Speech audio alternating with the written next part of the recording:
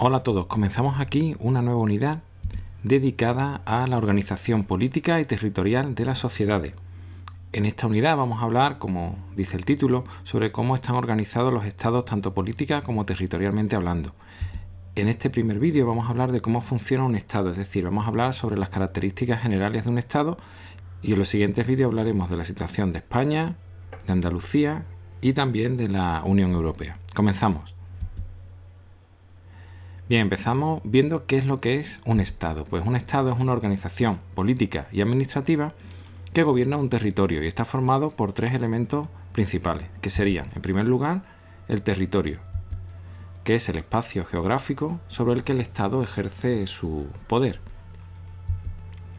Este espacio normalmente está delimitado por fronteras, que pueden ser naturales o artificiales. Luego tenemos la población, que serían los habitantes que tienen el derecho de nacionalidad y son la ciudadanía de ese Estado, es decir, son los ciudadanos los que tienen el derecho de participar, por ejemplo, en la elección del gobierno, ejercer funciones públicas, etc. Eso sería sobre todo si hablamos de una democracia, pero ya lo aclararemos un poco más adelante.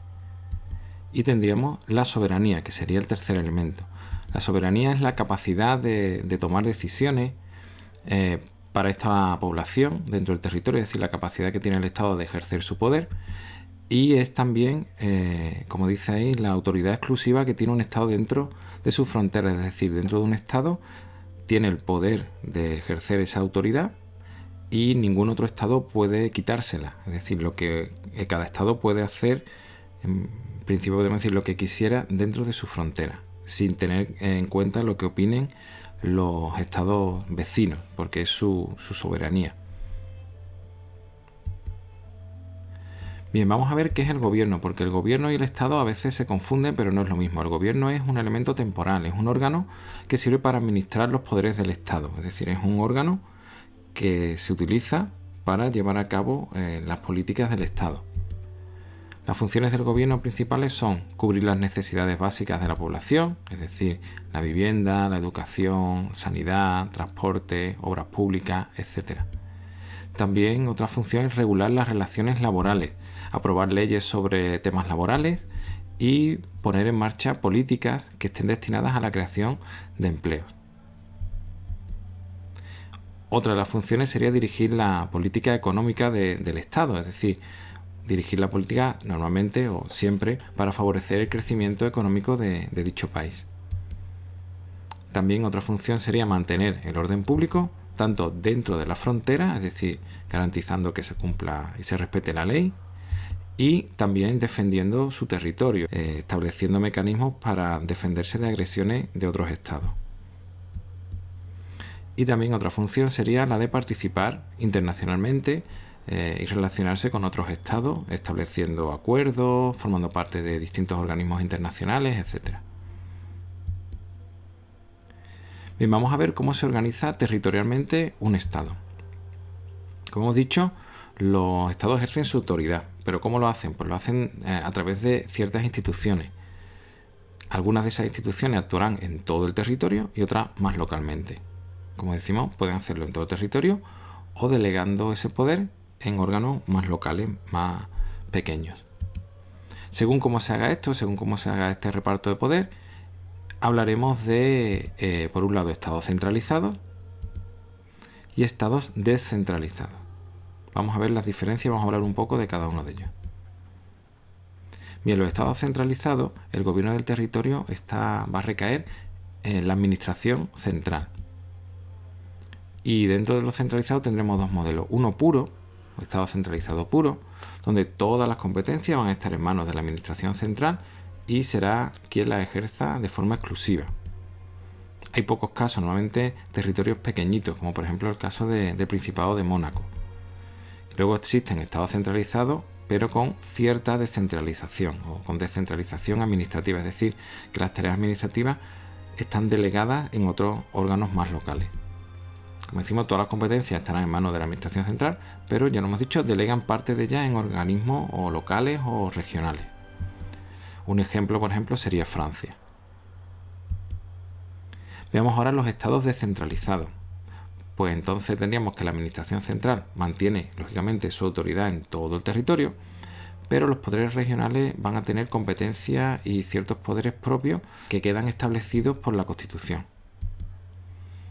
Las instituciones regionales de cada zona pues van a ser elegidas por los ciudadanos de esa zona y tendrán una capacidad legislativa de crear leyes propias. Como decimos, todo depende del estado del que estemos hablando y de la constitución de cada uno de estos estados, pero se daría esa situación. Por ejemplo, tendríamos a Estados Unidos, tendríamos a Alemania, Suiza, etc.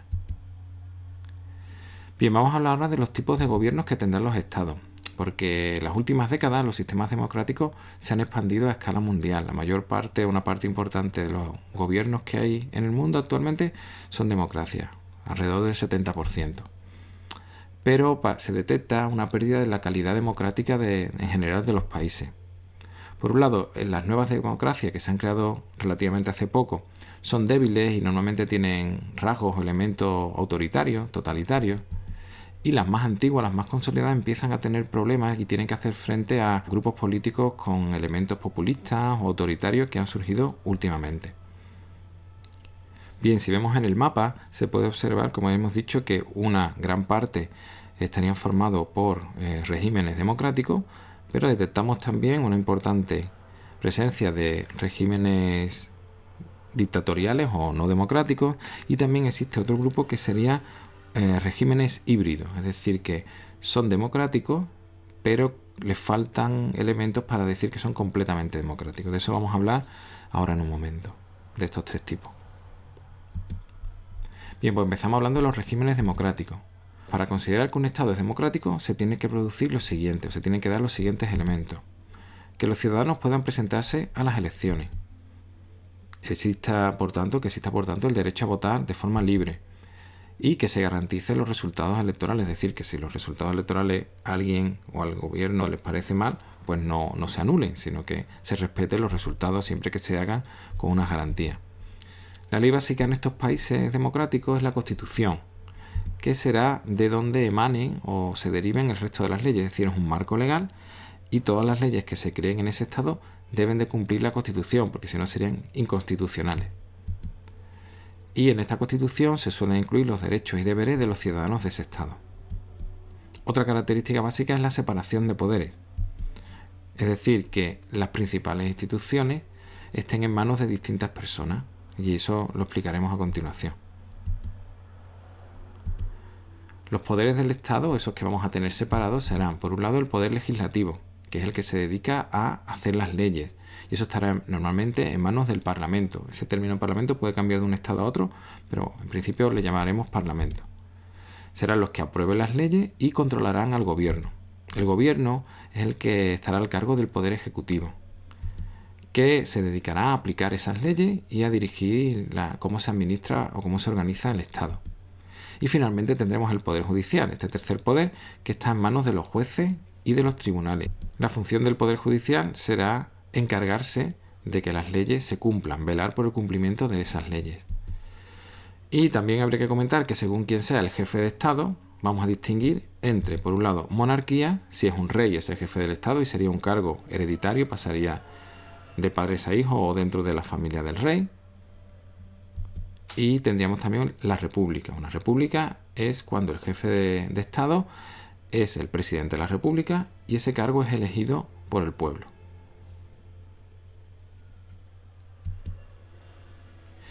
Hablaremos ahora de las dictaduras o de los regímenes no democráticos. Bien, en estos estados no existen mecanismos para que todos los ciudadanos puedan participar en la política en el país o participar en el gobierno del país. El poder va a recaer en una persona o en un grupo pequeño de ellas.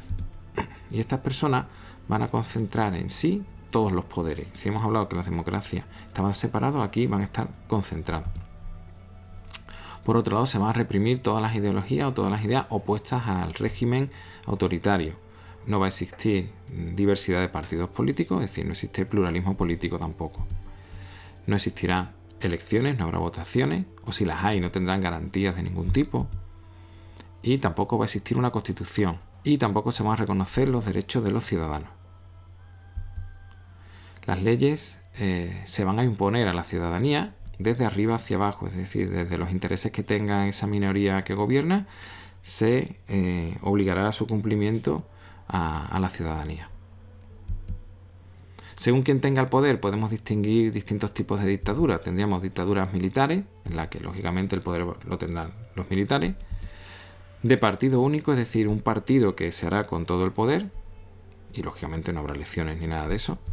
O también personalistas, es decir, todo el poder recaerá en una persona. Finalmente vamos a hablar de esos regímenes híbridos o mixtos de los que hemos hablado hace un poco. Bien, pues muchos países tienen elementos tanto demócratas como dictatoriales. Porque, por ejemplo, son regímenes que, aunque se digan democráticos, no cumplen todas las características que hemos comentado. Por ejemplo, no van a cumplir la pluralidad de partidos, o el respeto a los derechos humanos, o la transparencia electoral, es decir, las elecciones no van a tener las debidas garantías, o tampoco se va a producir la separación de poderes. Y, lógicamente, o relacionado con todo esto, no va a existir la libertad de expresión. Bien, pues hasta aquí este primer vídeo en el que hemos visto las características generales de los estados, cómo se gobiernan, cómo se organizan. En los siguientes vídeos ya concretaremos y hablaremos, como hemos dicho, de España, de Andalucía y también de la Unión Europea. Bien, pues espero que el vídeo os haya resultado interesante y gracias por verlo.